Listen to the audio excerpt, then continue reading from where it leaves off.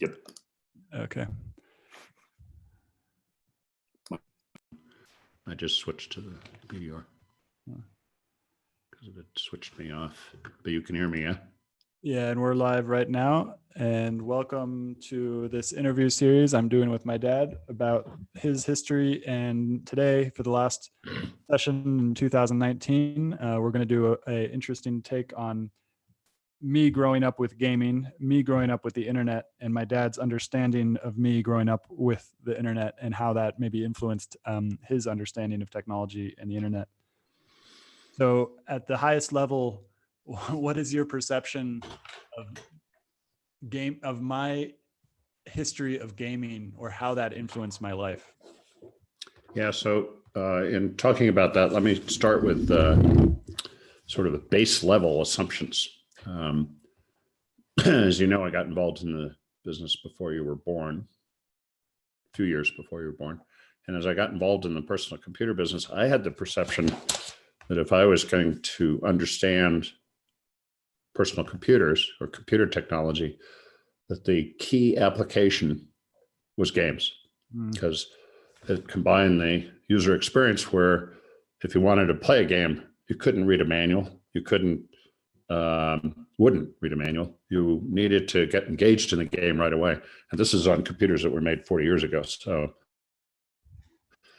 it was a particularly difficult technical issue to make a really responsive game that would be fun to play. And then you could sort of track which games became successful. And that led me to think I should pay attention to games. A lot of people said, games, toys, whatever. And they would only pay attention to business applications and serious stuff. But I always paid attention to games. And it's part of how I know Kelman, my partner, because I got to know him very early on because he was in the game business and started a company there.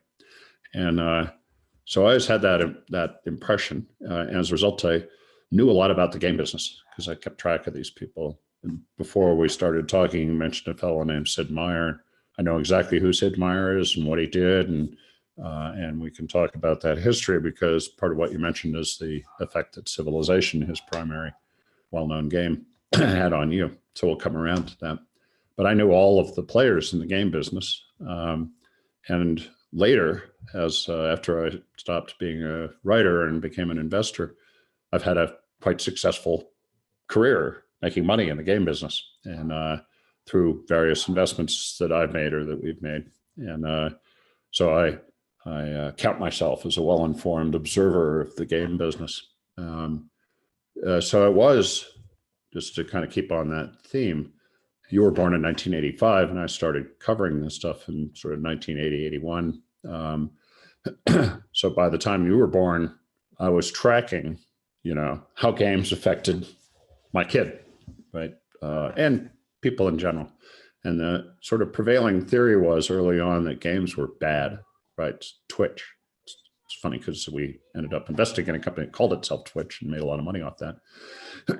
But it was like this Twitch thing. It was like, it was only teaching kids how to react to game dynamics, not anything else about life or scholar or, academic purposes, and it was wicked and evil because it distracted kids from serious things, which I didn't agree with. And there was the people in the business didn't agree with, but they were in the business, so they were dismissed as, biased and motivated.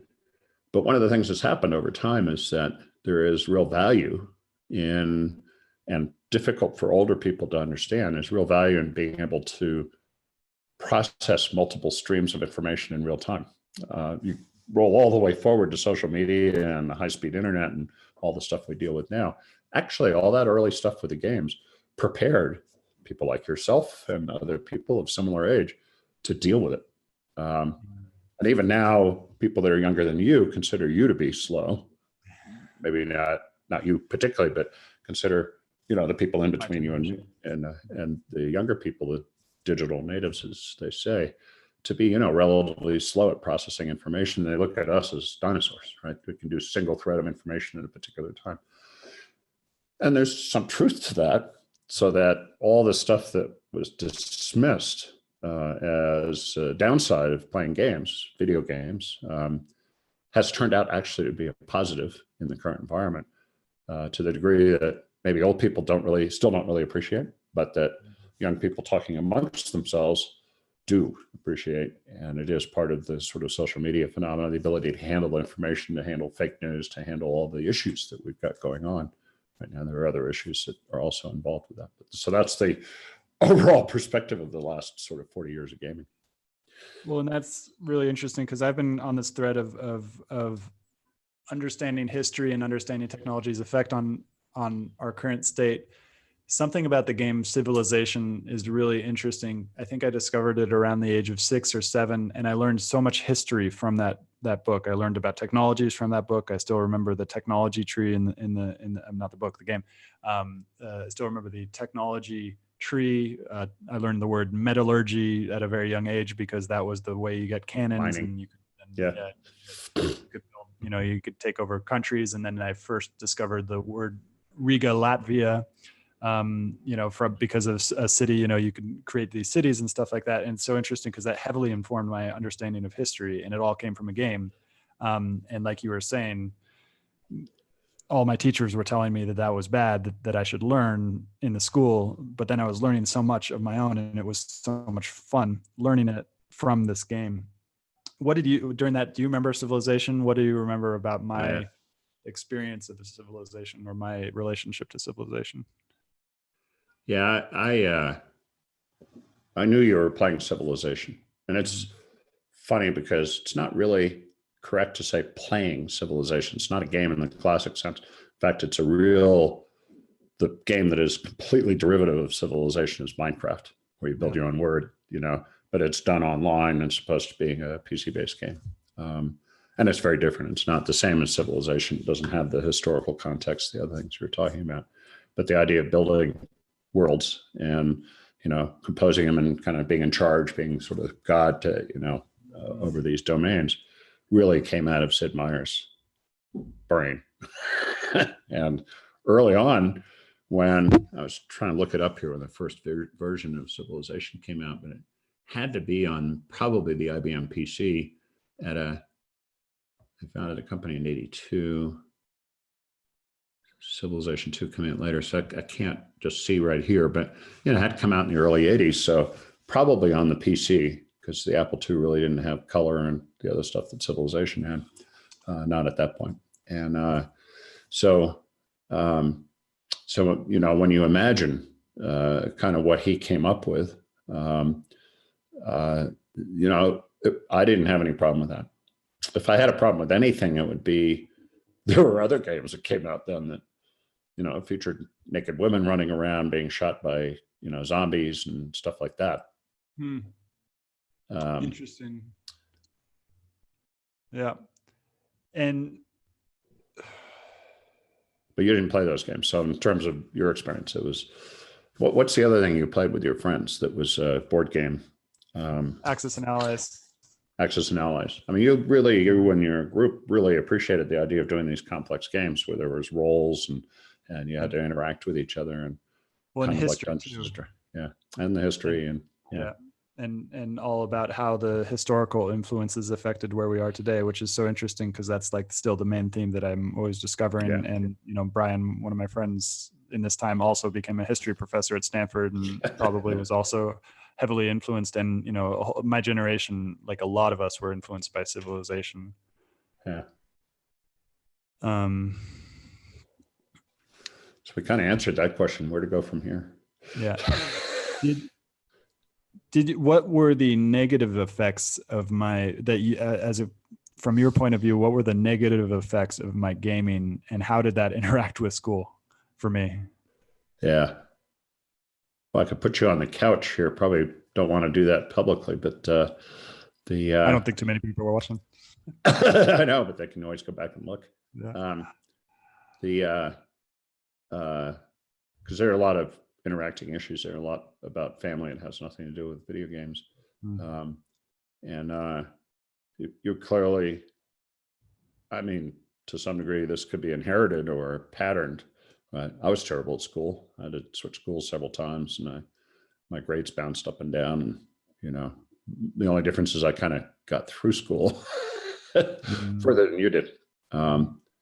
So, that could be a genetic or inherited issue. But school, I think from your point of view, is not an engaging experience.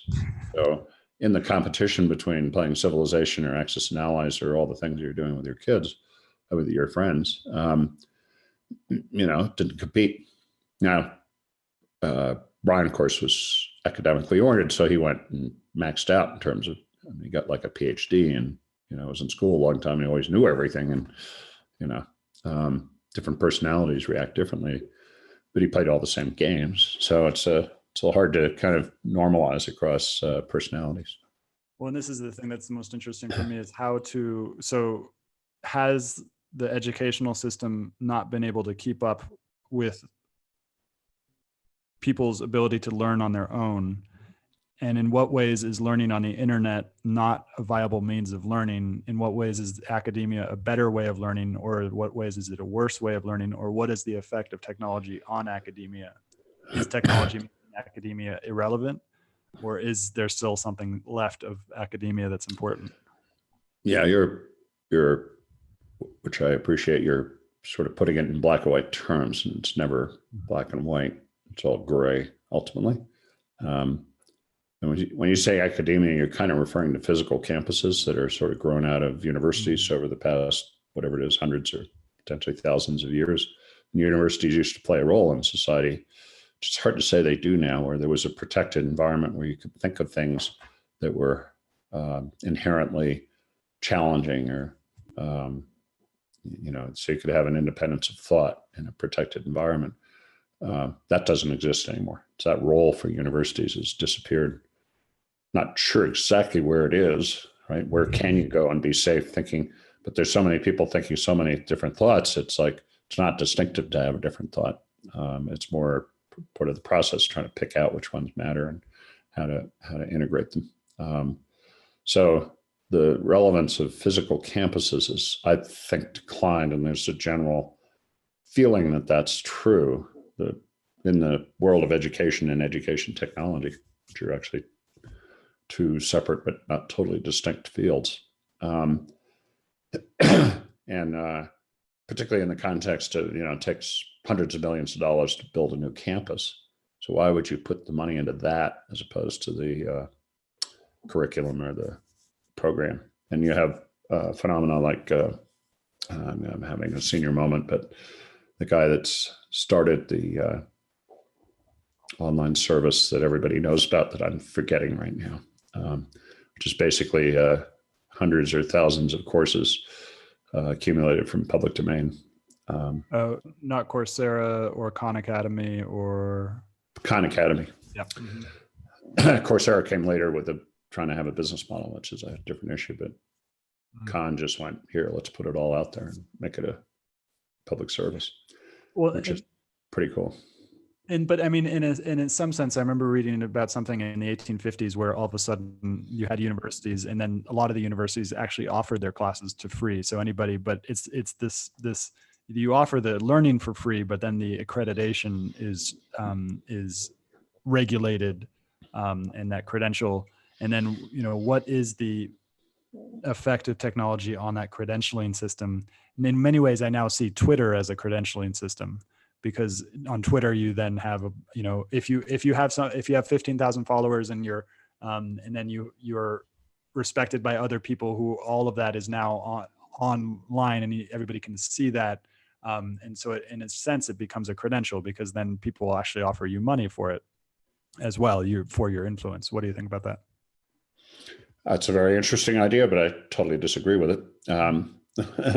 The idea of credentialing or certification, has to have some process associated with it that gives it credence, right? So that, the classic example, more recent, is if you want to be a developer for Microsoft, you have to be certified as a developer for Microsoft. And once you're certified by Microsoft as a developer in their programming languages and tools, you can then get a higher salary at companies or start charging people because you have that certificate. Twitter does not function like that. It might be in sort of a general sense. I have 14,000 followers, but Twitter does change the interaction between tweets and followers. So I never get anything from those 14,000 followers, and I don't even know if they ever see my tweets or not. It's very disappointing to me, but maybe not Twitter in a sense, but maybe an online presence. So I'll give an example of a doctor, a doctor working who has the credential from all the different universities, but doesn't have an online presence. And then a doctor who does have an online presence and blogs and has a podcast and has all of these kind of ways that they can, that people can find them online. I imagine, I don't have any data, but I imagine that the difference between how much money each one is making or how much influence each one has is wildly different. Could be. Somebody would have to study that. Personally, if you're talking about a medical doctor, the more they have an online presence, the less I'd want to actually deal with them. Because what I'm interested in is, I'm going to have cataract surgery in the near future. Well, there are millions of these done a year. I want a doctor who's done millions. Because I don't want there to be any, I don't want any experimentation going on with my eyes. And it doesn't matter to me whether they're known on Twitter or social media. So, that's, you kind of go down that path. But if you use the term credentialing or certification, I don't think social media has a role to play. It can make you money and make you famous, but it's not about credibility. It's about entertainment and the experience and all the other things. And then this brings up, so for things that are known, for example, a doctor, well, I guess there's experimentation and then there's research and development. Going back to the university thing, how much of research and development that's applicable to things that allows us to progress as a species, it happens in universities, and how much of it happens in industry? Yeah. There's sort of I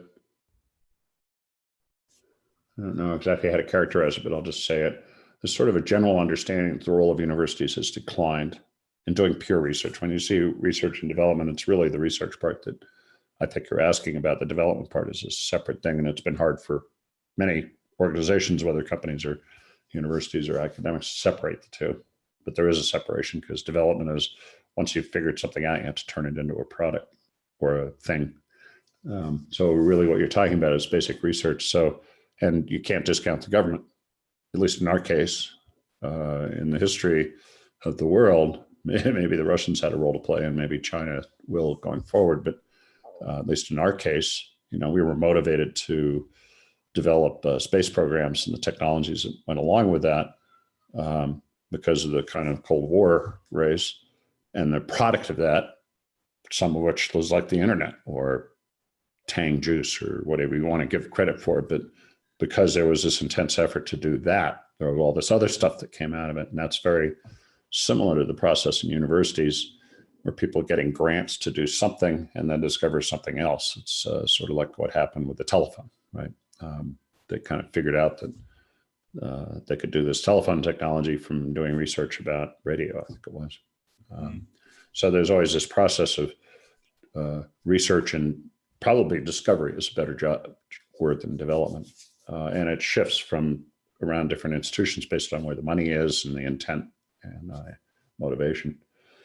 The concern now, particularly in our current political situation, is that the current administration places no value on that process.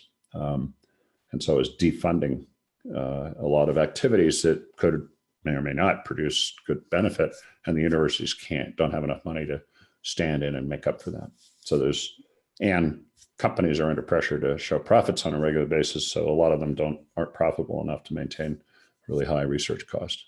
Apple's doing it right now, but they have very high profit margins and can get away with that, whereas most companies have to operate on less money. And then where does venture capital fit into that? Well, I'm glad you asked that question, because some people have this theory that venture capital is what stands in for funding from others. The problem is, as a venture capitalist myself, that we really don't want to invest in what we call science projects, because then the delta between where you invest and where you get to make money is so long and hard to forecast that it's very hard to get the kind of outcomes you need. Now, there's been a lot of money in venture capital since 2010 10, let's say, that last 10 years. And so a lot of the venture capital looks like investment in science projects, companies with no business model, companies that don't even know what their product is, all based on, a vision.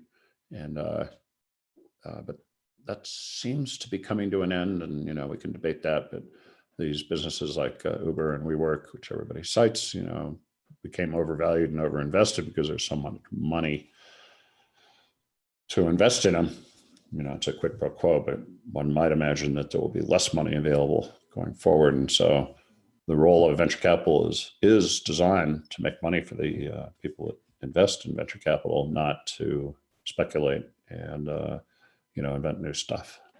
So the role of the university and the role of the government is to speculate and do new stuff with the hopes that at some point this is going to turn into some sort of technology that will give us a competitive advantage over our national rivals. Not necessarily a competitive advantage, but at least contribute to human knowledge, right? That we find out stuff, because governments and academic institutions are inherently not for profit.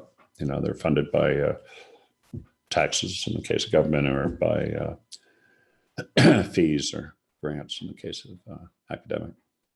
And this goes back to the play versus work type of thing that we're talking about with games, because in a sense, in order to discover something new, you kind of have to be playing in order to do it. And in order for you to play, you can't really have the work profit motive hanging over your head in order to turn it into something valuable.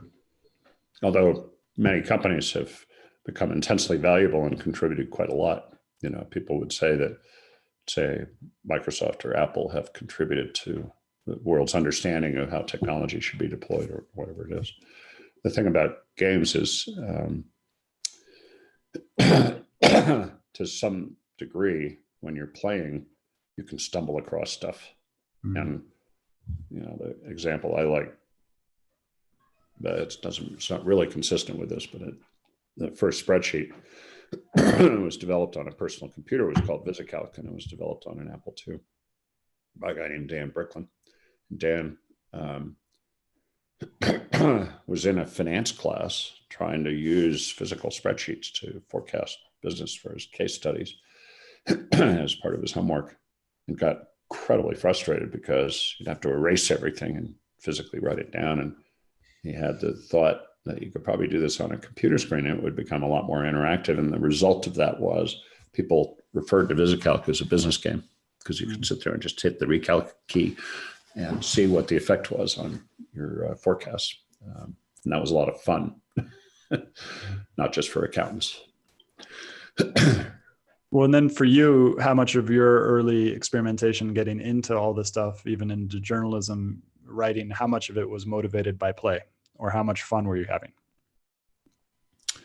It's a very broad question, so I could answer that in many different ways. I've always thought I had the best job. So I've always had fun doing my jobs, because whether I was writing about it or investing in it, I get to talk to and engage with kind of the smartest people in the world. And there's a certain measure of sort of personal measure of worth, that if I can stand up to these people and engage with them, that makes me feel good, which is part of why you play games. If you can figure out the levels and make progress through it, it makes you feel good. So I've always viewed life as a game. That's why it's so broad. I can't distinguish between them. And I've never been a game player. That's the really interesting part of this whole thing. I played things like Pokemon Go more recently, or Words with Friends. Hmm? Words with Friends. You play Words with Friends. Yeah. Well, I don't even view that as a game. That's like a time waster. But there was a helicopter game on the Macintosh when it first came out. I played that endlessly. So I play games that are more kind of require less intellectual effort, more just kind of tweener games that you're wasting time. But I know a lot of people that do role playing, and it's some shoot 'em ups and the other kinds of games. So I can observe that, but I'm not actually a participant. Well, and you have fun with life as if it were a game, in terms of investigating things, meeting interesting people, and almost living life as if it were a game as well, which makes me think about how games today for a lot of young people are a way to have power when they don't have power outside of life. And so they can kind of immerse themselves in this solitary inward looking game, which was definitely the case for me for when I was younger. But there is this opportunity to have life as a game as well. And this is something I learned from somebody else, was that the reason why games are always structured in terms of, not always, but are often structured, you have levels that you beat, and then you beat a boss, and then you take over their powers, and then you reach a new boss. And in many ways, like, that's just not something that's from the game itself. That's something that we've taken from life and then applied to the game, and then built the game off of this type of thing. Yeah. One way or the other, it's hard to sort it out. But I do treat life as a game, and I have this whole thesis that I talk about, which I learned from the technology business, which is to fake it until you can make it. Because historically, for my life, I started as an English major, had no idea about technology. I didn't, when I first bought an Apple II, I'd go around and ask people, so where's the line between hardware and software? Because I couldn't figure out, kind of where one thing started and one thing stopped. And then I'd get answers from everybody, and I'd sit there and go, okay, my conclusion is nobody actually knows the answer to that question. So if nobody else knows it, then I can fake it. I can act like I know the answer to that question, and went through this whole evolution where I realized that was pretty powerful, which was capped in particular at a Microsoft CD-ROM conference, probably in 1991 or 1992, where Microsoft had made this huge effort to get everybody to adopt CD-ROMs as a way to distribute media before the internet happened. And once the internet happened, it kind of went away, but they didn't know it at the time. And I was sitting at a press breakfast, not really talking, but just observing. There were a bunch of press people around a round table with Bill Gates at the table. And they were peppering him with questions about the technical specs for these CD-ROMs. And there were 3 different levels of it. And I was just sitting there listening to his answers, and I ended up realizing that he had no idea what he was talking about either. He was faking it, except he knew a lot more than I did, and he a lot smarter than I was, and blah, blah, blah. But I was going like, if he's faking it, then pretty much that's the way you do it, because this is Bill Gates, who runs the most powerful company in the industry. Okay, it's cool. Made me feel confident about that. And so then I apply that to other activities, like, learning about wine or whatever it is. So I do view life as a game, very entertaining one, and very engaging, and a lot of fun if you can figure it out. Mm-hmm. And then do you see any potential issues from faking it until you make it? Well, there are a lot of people that fake it and don't make it. That are just like rolling out BS, and you're sitting there going, no, I do know enough to know that's BS. Mm-hmm. And they're acting like they know what they talk about. So it's a dangerous game to play. Mm-hmm. Interesting. So there are dangers associated with the fake it until you make it. The one thing that I've seen is that fake it until you make it can work in a lot of ways, but it also opens up the pathway to people who are professionals at faking it, like you just said, I guess, and not making it. Mm-hmm. Yeah. I mean, it wasn't until probably my mid-30s that I figured out that faking it until you make it. So there was a good 10 years in there I was in the industry without realizing that's what I was doing, or understanding that I could do it, or so on and so forth. It's a skill to fake it until you make it. So you had a lot of fun doing this. How do you know when you're working?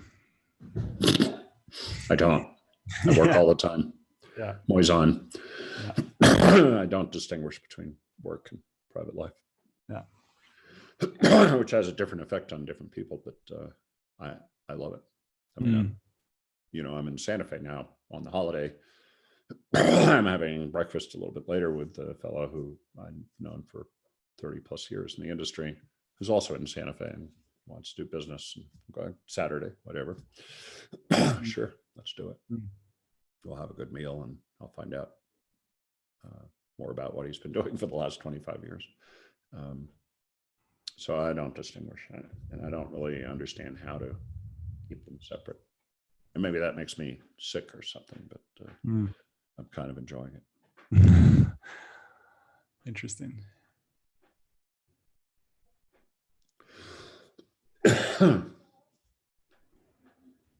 So who in, okay, here's a question. A chip on your shoulder. Of any of the technology people that you worked with, were any of them successful without having a chip on their shoulder?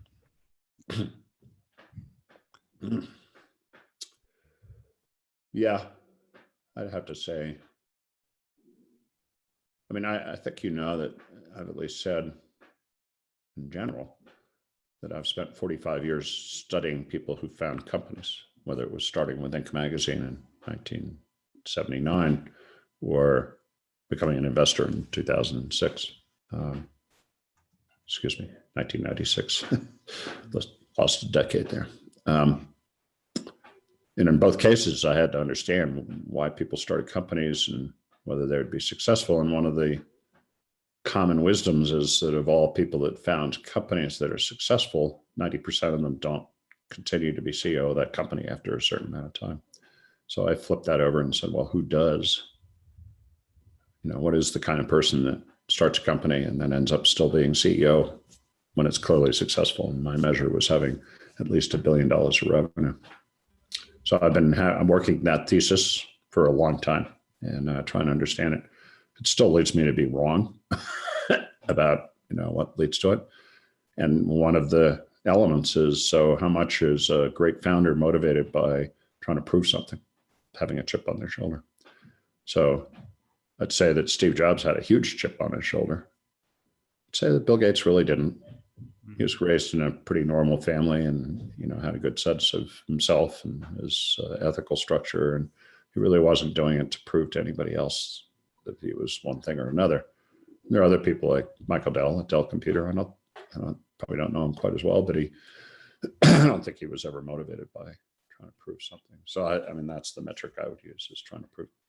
I needed to prove a lot, but I'm not that successful, right? I'm not a billionaire or even 100 millionaire. I don't think so anyway.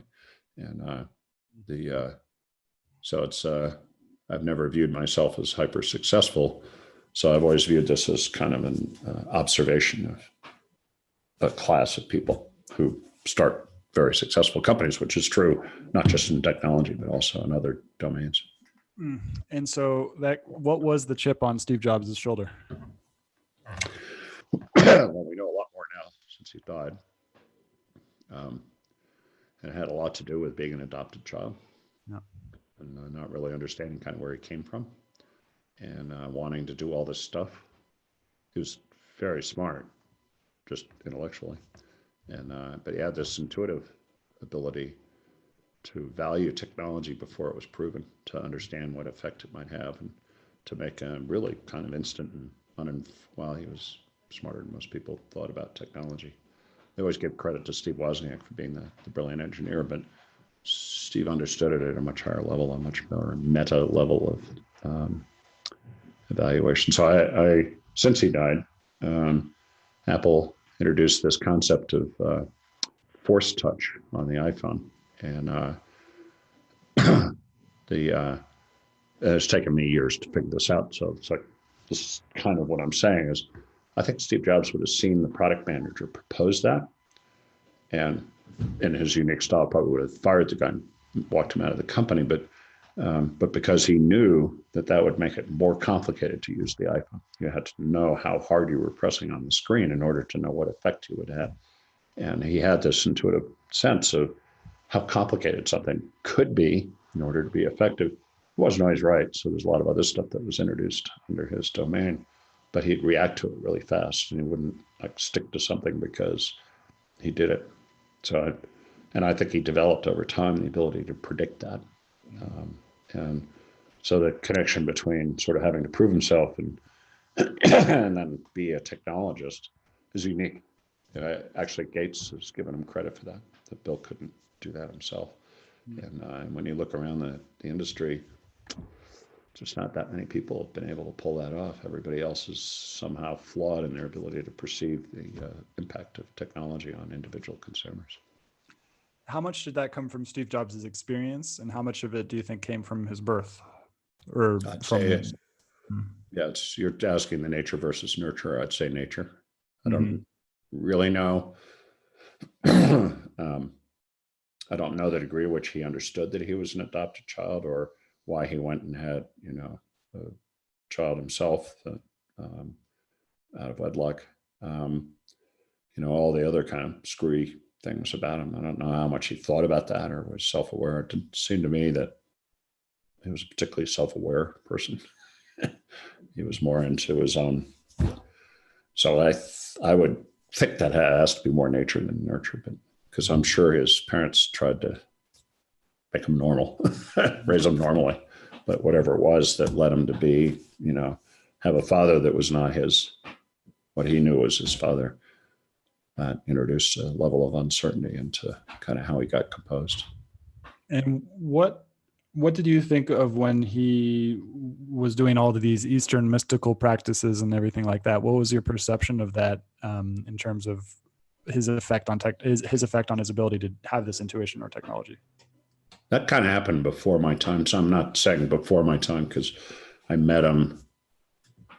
But he went to Reed College, and then I can't remember the exact order of things, but once Apple got going, he really didn't go off and do that stuff. He'd already done it. It was part of his world outlook and view. So being I can't remember what he was, a vegan or a pescatarian or fruitarian, yeah.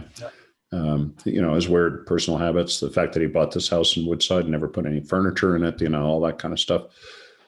That happened after he went to India, and I think.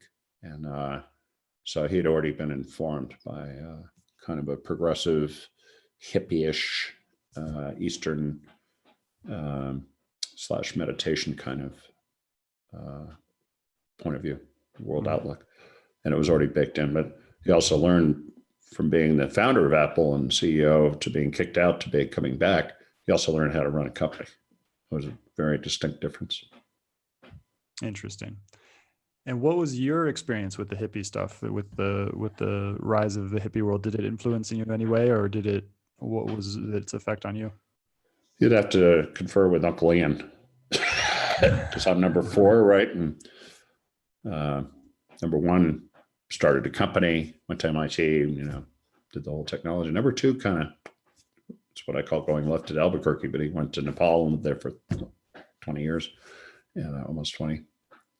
Became an expert in Tibetan art and architecture, but he did it in Nepal, and I don't know that he ever practiced Buddhism, but he really understood it and understood the worldview. Anyway, so you'd have to, because I missed that. I came along, there's that whole kind of flower power period of time. I went to school right after it ended. So everybody when I was in college was really serious, which I found disappointing, but I went to a college where you didn't have to be serious to be successful, which was very good for me because my friends all played in a band and we'd go out and, engage in illegal activities while they were playing music. That was a lot of fun, but not particularly academic. So, there's a sort of cycle time where the kind of flower power hippie culture kind of ruled in the late 60s. And I came of age, in the early 70s. And so you just missed it in the series, mentioning there was a trend and then there was the fall off of the trend. And so you never experienced the trend. How much did that trend influence the rest of the technology industry, particularly people who are a little bit older than you? Big time. When you refer to the technology industry, at the time the personal computer was created, which you can debate is sort of 1975 to 1980, the people who were running those companies were what we would refer to as the counterculture now. And they were young people. They had not worked for big computer companies. They didn't really understand mainframe technology or even mini computer technology. They were doing technology, frequently not trained in technology, came up with it themselves. And made a lot of mistakes, and so a lot of them fell by the wayside, and nobody knows about CPM anymore, control program / machines. I always know what acronyms stand for, which is a whole operating system that really just got squashed by Microsoft ultimately, and or Unix, or there are all these operating systems that were started. So there wasn't like a big cadre of people that came out of MIT and Caltech who were like inventing a new generation of computers. They were already in the computer business. They were the old people that were in white lab coats in the basement with big reels of tape and big machines. The people that started the personal computer industry were young people primarily, and including myself. I was within 18 months of the same age as Bill Gates and Steve Jobs. One's younger and one's older, and a lot of the other people in the industry. And if somebody was like 30, we thought of them as old. And so there was a kind of, and this is one of the things that was fun. There was kind of a fraternity feeling, right? That we all got together with each other, including at my conference and at other venues, and identified with each other and viewed them as, those big computer people as them. And it wasn't until the internet that distinction actually broke down, and it became the internet business, and everything evolved from that. So there was this period of time between 1975 and 2005 or 1995, 20 years where it was the personal computer business. And that's what it was. It was distinct and different from everything else. And that was the average age there in 1975 was probably around 20, 22. I was born in 1952, so, I was 23. I thought I was late, by the way. I thought I was like, oh my God, all this stuff's already happened, and I'm like 5 years late. Not knowing. And then now it's like, well, there's a question that I came up with. How much does an in-group feeling contribute to innovation? And it seems like the out-group was like IBM, this huge lurking technology industry that was mainframe based and everything like that. And then the personal computing was this more decentralized thing. And then that leads to today, where today is just like, there are so many interesting things going on in so many different things. And we've talked about this before about how like the in-group is just like, well, which in-group? And these guys in the East Bay who are experimenting with indie bio kind of biotechnology stuff, like, but who knows like which one of these is going to be successful. So it's really the personal computer industry was a fraternity, which I shouldn't say fraternity because it implies it was all guys, but it was, generally speaking, of people that were identified with each other and thought of themselves as separate and exclusive of everybody else. Now the internet has put technology into everything, and there is no inside group anymore. Now it's just a baseline thing that, like any other generalized, I don't want to refer to technology because it's like any generalized system, governments and so forth, that applies to everything. And so it's really more a matter of how you compete in that environment and what you can accomplish on your own or with other people, but it's not a club. It's not a fraternity. It's not an insider group. Well, because it's too big. The in-group is basically the in-group is now anybody who can manage technology, and the out-group is anybody who gets managed by technology, essentially. Yeah. And then within the in-group of anybody who knows technology, there's all these little subgroups of people based around their interests and everything like that. Yep. It's part and parcel of, if you talk about digital natives, i.e. people that have been born in the last 10 years or so, it's what they know. There's no distinction between technology and everything else in life, which leads to a whole different set of parameters that, who knows exactly how societies can be formed going forward with people like that growing up and coming into power. And it's a sense of like identity as well, because now we've got all these like in some ways, I don't know if this has to do with technology or this is just like a societal thing that happened in the Enlightenment, but with the fallback of the Enlightenment is that it seems like the Enlightenment was a divergence from tribal mentality, and it created the humanistic individual understanding of a human being, and that an individual could be different from the group and have its own rights and everything like that. But for the vast majority of people on this planet, they don't live in Enlightenment-based ideals. They live in a tribal understanding of life. And in many ways, we might be going back to that, even in the places that have been influenced by Enlightenment ideals. So I think you referred me to the book. But there's a book called *Sapiens*, which actually says exactly the opposite, which is that, and I don't like this book, by the way. We can talk about why, but it basically paints this picture where it was thousands of tribes. However, we define sort of millennia, and now there's like 10. And when you said the rest of the world that lives in a tribal environment, that's a very small part of the population of the world that's still in a feudal / tribal kind of environment. Certainly, out of the 7 billion people on the planet, 80% of them live in some kind of industrialized system, whether it's good or bad or better or poorer. And I kind of agree with that part of the thesis. It's the rest of the book that irritates the crap out of me. But there's been an evolution. There's many different aspects of this, but one thing, for instance, is how birth rates decline once people become better off, right? In the past, people would use kids as slave labor, basically, to improve their economic situation. And then this is generational, so not any one generation, but over time, as they have more money and more resources and live a better life, they have fewer kids because they cost a lot.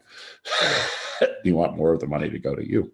And that's an incredibly well-proven phenomenon that affects, China going through it.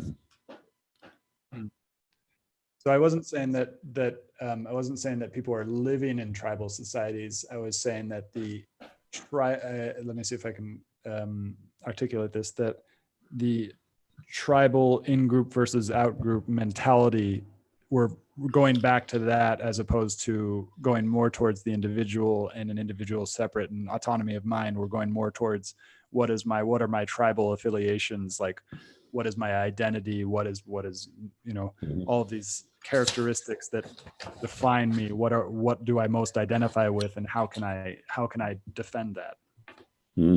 Yeah, I understand what you're saying. It's a little less meta than I was talking about, in the sense that, and I think it's a temporary phenomenon, will change pretty quickly, that we're getting more oriented towards the state.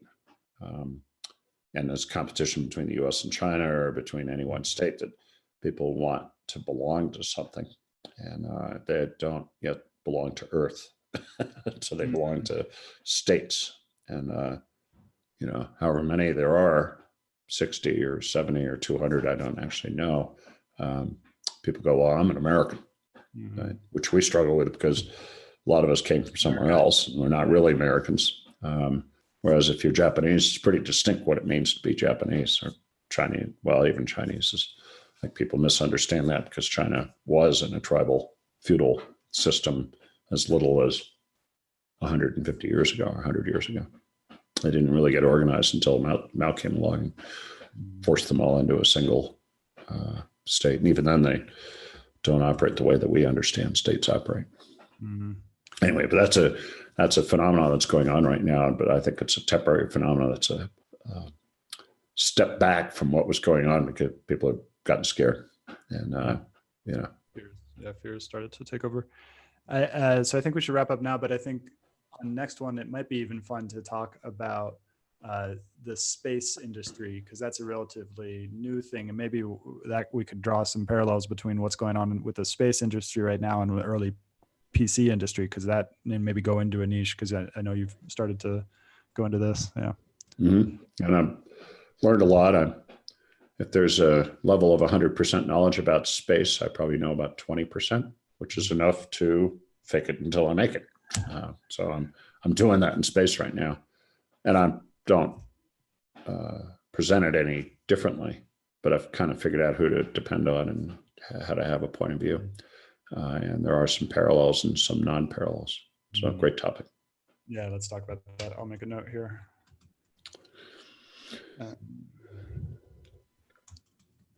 Parallels between space. Personal computers in space.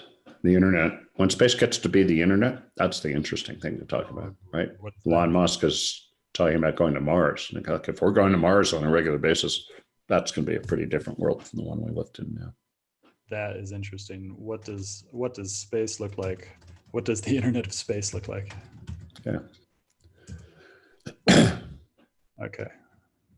Cool. All right. So next time we're going to talk about the parallels between the space industry and the personal computing industry, and this will be on the 4th, I think. Let me just check the. And I'm sitting here going, okay, the 4th.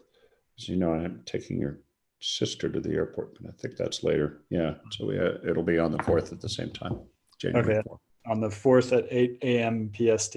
So if you're watching this now, you can join us next time. We're going to talk about what are the parallels between the space industry and the personal computing industry, the space industry right now and the personal computing industry in the 1980s, and what does the Internet of Space look like? Here we go. A lot of fun. Cool. Great. Always Yep. fun. Yep. Somebody See you listen. See you, Dad. Love you. Bye. Bye-bye.